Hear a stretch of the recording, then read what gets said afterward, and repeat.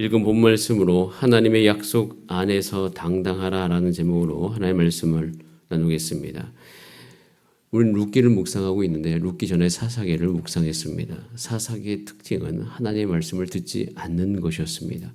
하나님의 말씀을 듣지도 않고요. 또 하나님의 말씀을 듣지 않을 뿐만 아니라 서로의 말도 안 듣습니다.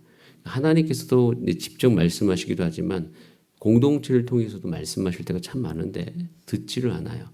그래서 사사기 19장에 보면 어마어마한 죄악이 일어났을 때 19장 25절에 이런 표현이 나옵니다. 무리가 듣지 아니함으로. 듣지 아니하였다라는 말이 이 사사기에 굉장히 많이 표현되어 있는 것을 볼 수가 있어요. 자, 그런데 사사기에서 룻기로 넘어오면서 제가 여러분들에게 룻기는 이 생술, 아주 더운 날 아주 시원한 냉수를 마시는 것과 같다라고 말씀드린 이유가 3장 5절이에요. 자, 같이 한번 3장 5절과 6절을 같이 한번 읽어봅니다. 시작. 룻이 시어머니에게 이르되 어머니의 말씀대로 내가 다 행하리이다 하니라. 그가 타작 마당으로 내려가서 시험의 명령대로 다 말씀을 듣고 어떻게요? 행합니다. 명령대로 다 해요. 듣기 시작했다는 거예요. 듣는 일이 나옵니다. 그리고 이 들음은 사무엘상으로 넘어가면 사무엘이 하나님의 음성을 들음으로 말미암아 듣는 일들이 그 땅 가운데 다시 회복되어지기 시작해요. 자, 그런데 이 듣는 행위와 함께 오늘 3장에 아주 중요한 단어 하나가 나옵니다. 자, 1절인데 1절에 이렇게 되어 있어요. 룻이 시어머니 나오미가 그에게 이르되 내 딸아 내가 너를 위하여 안식할 곳을 구하여. 안식이라는 단어가 나와요. 안식은 창세기에 나온 단어로서 하나님과의 관계가 회복된 상태를 의미하는 것이에요. 그러니까 안식이 이들 가운데 임하기 시작했다는 거예요. 그러니까 나오미가 룻의 이야기를 듣잖아요.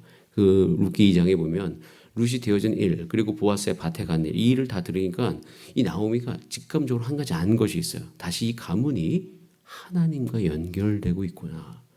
하나님과 연결되고 있다는 뜻으로 안식이라는 거예요. 즉 나오미는 뭔가가 일어나겠다. 하나님이 일을 행하시겠다. 하나님이 사인이 오고 있다라는 것을 나오미가 알았던 겁니다. 나오미는 룻기 1장 20절에 자신을 나오미라 부르지 말고 마라라 부르라고 했습니다. 그러니까 하나님께서 자기를 심히 괴롭히셨고 치셨다라는 안식이 깨졌다는 의미로 썼던 것이 바로 마라인데 이제는 나오미가 이 룻의 이야기를 듣다 보니 이제는 하나님께서 이 가문을 다시 일으키시려고 하는구나. 누굴 통해서? 룻을 통해서. 그러면서 하나님과의 관계 회복 가운데로 들어가는 이 영적인 흐름을 감지합니다. 그리고 그것에 대해서 적극적인 표현이 룻기 2장 12절에 나와요. 여호와께서 내가 행한 일에 보답하시기를 원한다라고 이야기하는 그 보아스의 이야기를 통하여서 이제 하나님께서 정말 이 일을 행하시겠구나라는 것을 알게 되죠. 자, 그래서 룻에게 중요한 일을 시키는데 이 중요한 일이 개인적으로 굉장히 낯부끄러운 계획일 수 있는 일을 시키죠. 무슨 일을 시키냐면 3절에 이렇게 되죠. 같이 한번 읽어볼까요? 시작. 그런즉 너는 목욕하고 기름을 바르고 의복을 입고 타작마당에 내려가서 그 사람이 먹고 마시기를 다 하기까지는 그에게 너는 뭐하고? 목욕하고 기름을 바르고 의복을 입고 무슨 날 하는 거예요? 결혼식 날. 결혼식에 대한 것이에요. 뭔가 너는 이제 그 남자가 너를 받아주기를 원하는 마음. 그러니까 고엘 제도라는 것이 있습니다. 고엘 제도는 이스라엘의 약자를 보호하기 위함인 것이에요. 그때 당시엔 살인도 많고 또 사람이 죽는 일이 많지 않았습니까? 그래서 이제 결혼한 다음에 남편이 죽으면 여자가 살아갈 길이 없어요. 그러면 그 형제나 친족 중에서 그 여자와 결혼해서 그 여자가 살 수 있는 길을 열어줬던 것, 고엘 제도인 것인데 하나님께서 만드신 제도인 것입니다. 그런데 그것에 대해서 순종하는 마음으로 이 일을 행하는 것이에요. 그걸 생각하고 나오미는 룻에게 그 일을 시킨 거죠. 그래서 가서 보이지 말고 그가 누울 때 너는 그가 눕는 곳을 조용히 알았다가 들어가서 발치 이불을 들고 거기 누우라는 거예요. 그리고 그 일을 행하라는 거예요. 저는 근데 이 내용 자체가 저에게 주는 굉장히 중요한 메시지가 하나 있었습니다. 그것은 뭐냐면 우리 인생 가운데도 여러분의 인생 가운데도 하나님께서 반드시 역사해 주실 줄 믿습니다. 그리고 하나님의 일이 시작되었음을 우리가 알 때가 있습니다. 그런데 그때 한 가지 우리 가운데 테스트처럼 다가오는 게 뭐냐면 끝을 알지 못하는 일에 대한 순종에 대한 일들이 참 많이 들어와요. 결과를 알지 못해요. 지금 이 계획은요, 이 일은 보아스의 선택이라는 한 가지 중요한 변수가 있습니다. 가령 예를 들어서 가서 이불을 들고 거기 누웠는데 보아스가 일어나서 화를 낼 수도 있잖아요. 무슨 짓이냐고. 즉 보아스의 행동, 우리는 물론 이제 다 결과를 알기 때문에 그 결론 가지고 우리는 기뻐하죠. 그런데 인생, 룻의 입장에서 보면 이 말을 하고 이때에는 그 결과를 알지 못하는 것이에요. 여러분 우리 인생에도 그런 일이 참 많습니다. 하나님께서 반드시 일하시는 건 아는데 끝이 어떻게 될지 몰라요.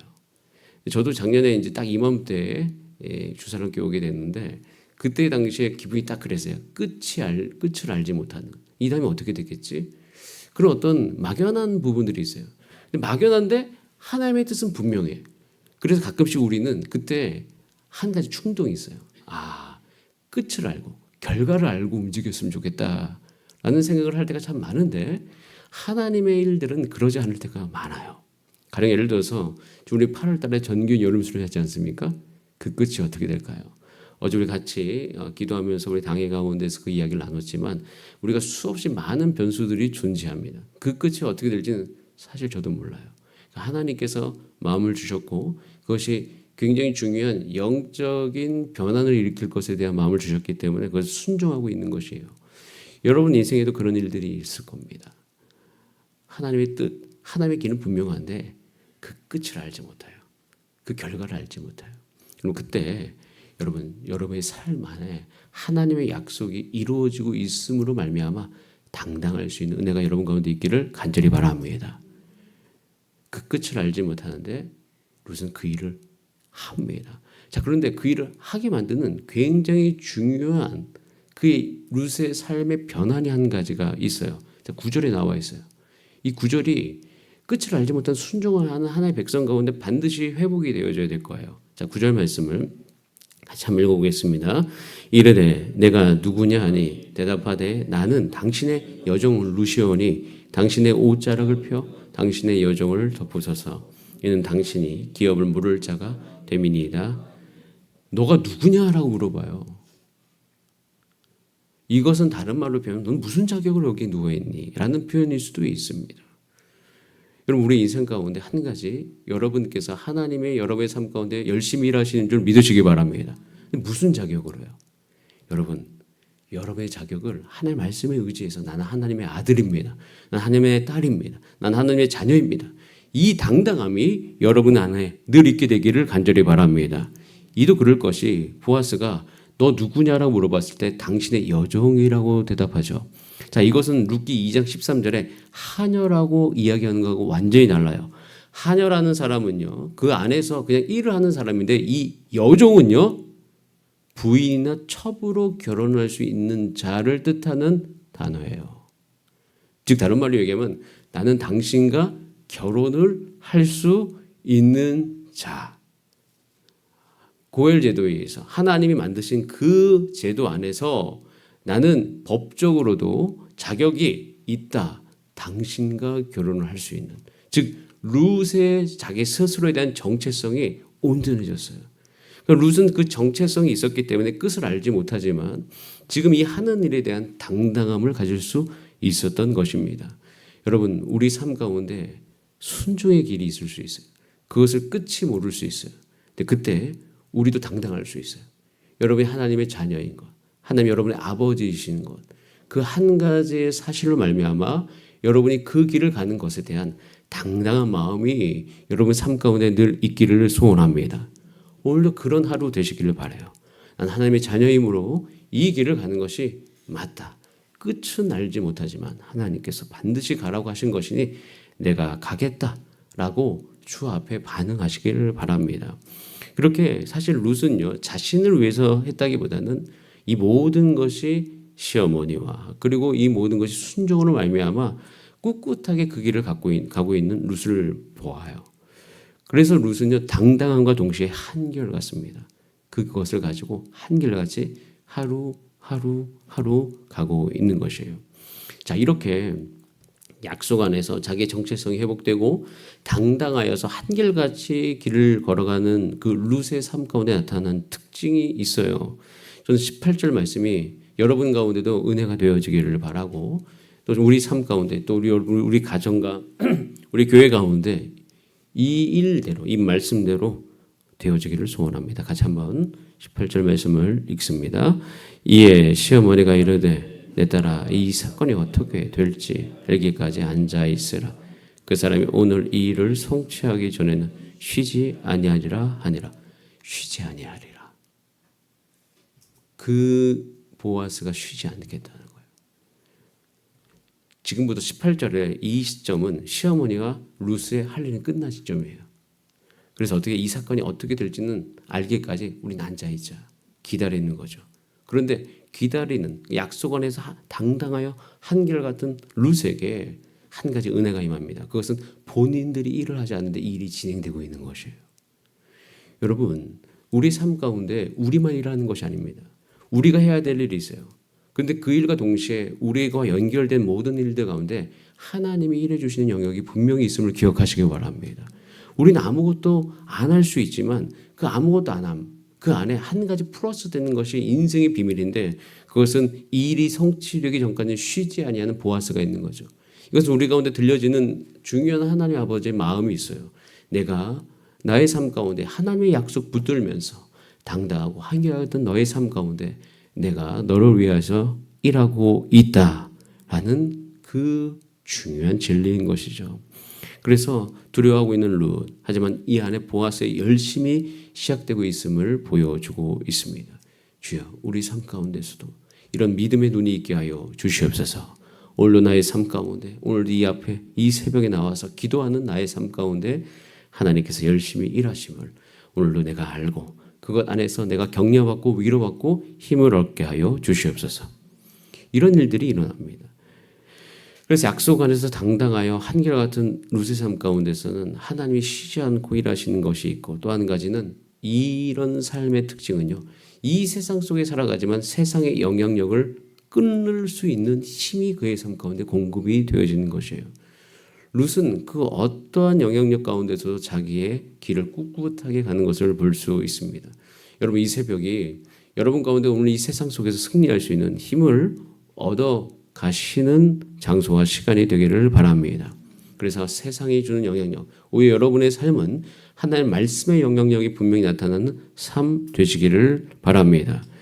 그래서 궁극적으로는 그 안에 이제 당당하고 하나님 열심히 일하시는 것도 알고 이제는 그의 삶 가운데 세상을 끄는 힘을 가지고 살아가는 우리 모두에게 구할 것. 이것은 룻에게 적용되는 말씀은 아니지만 보아스에게 적용되는 그 의미로서 우리가 좀 받아들이고 싶은 것이 자 12절 말씀이에요. 자 12절 말씀 같이 한번 읽어보겠습니다. 시작. 참으로 나는 기업을 물을 자이다. 기업 물을 자로서 나보다 더 가까운 사람. 예. 보아스가 정말 사리 분별력이 있어요. 바로 즉시로 행하지 않고 원리와 그리고 그 분별력을 가지고 순간순간 바로 행하지 않고 조금 돌아갈 수 있지만 돌아가는 것이 아니라 그 한 길을 갈 때 원칙과 원리와 분별력을 가져가는 모습을 보이는 모습을 우리 가운데 보여줍니다. 여러분 삶 가운데서도 늘 이 보아스와 같이 분별력과 지혜가 있기를 소원합니다. 한결같은 나의 삶 가운데 이 새벽에 기도할 때 좀 내게 분별력이 있게 하여 주시옵소서.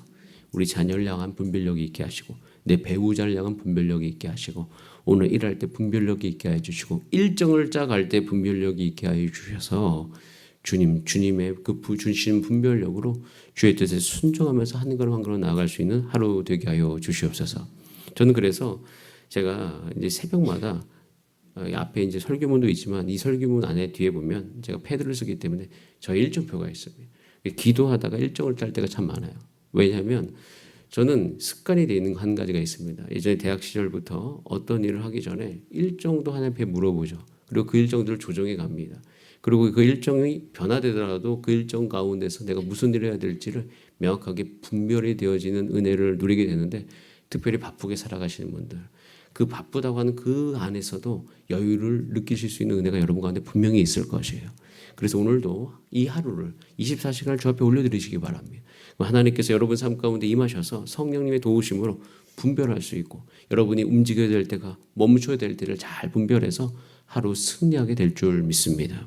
저는 이 루세에게 임했던 은혜가 여러분 삶 가운데 임함으로 말미암아 오늘 하루도 넉넉히 승리하고 하나님 나의 삶을 통해서 반드시 일하시겠구나 그 확신을 얻어가시는 이 새벽 되기를 바랍니다. 자, 우리 다 함께 기도하시겠습니다. 주님, 우리 삶 가운데 함께해 주시니 감사합니다. 열심히 일하시니 감사합니다. 나 또한 하나님의 말씀을 듣고 분별하여 이 세상을 끊는 힘을 가지고 살기를 원하오니 원하는 모든 자마다 다 그렇게 살 수 있도록 주님 도와주시옵소서. 일주일 월요일부터 살아갑니다. 어제 주일을 지나서 하나님 승리하게 하시고 타협하지 않게 하시고 예수님 사랑하는 마음으로 날마다 살게 하여 주시옵소서. 우리 다 함께 주여 한번 부르신 다음에 합심으로 기도하시겠습니다. 주여